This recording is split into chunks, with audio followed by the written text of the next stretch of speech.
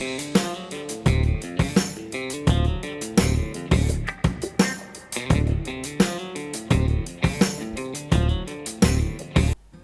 back to KP's Kingdom, cooking with KP, and today I'm going to show you how to make a really unusual condiment. Right, I'm going to show you how to make my smoked salt.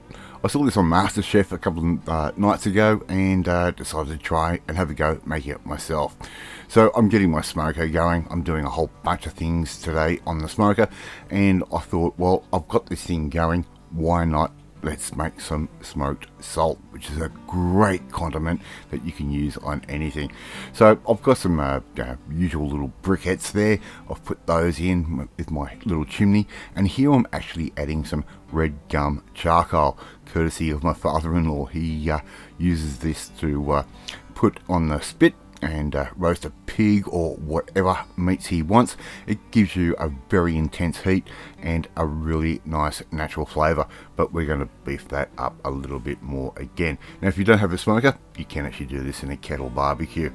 Alright, so my fire, it's going to get that nice and warm. I'm going to make up a little tray using a couple of pieces of aluminium foil, or for you Americans, aluminum foil, and all I'm simply going to do is make a little tray up with some nice little doubled over edges, just like that.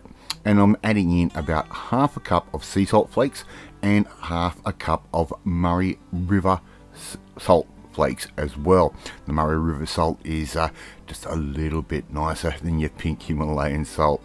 Alright, there it is, ready to go. I'm just going to put that right at the end of the smoker, just like that, and I'll be able to have the rest of the smoker to cook up other things. Alright, I'm doing some really cool recipes there. Right, a little chunk of apple wood. You could use whatever wood you like. You could use hickory. I probably wouldn't go mesquite, probably a little bit too strong. I've put that in for around about an hour, and as you can see, I've got some really nice little legs going over on there. So smoke those off for an hour, let it come down and cool, put that into a container, and you've got this beautiful salt that will work equally as good on anything from chicken, fish, beef, pork, it doesn't matter, even eggs, it works out great. Alright, thank you so much for watching this video. I know it's a quickie, but it's our Tuesday quickie videos.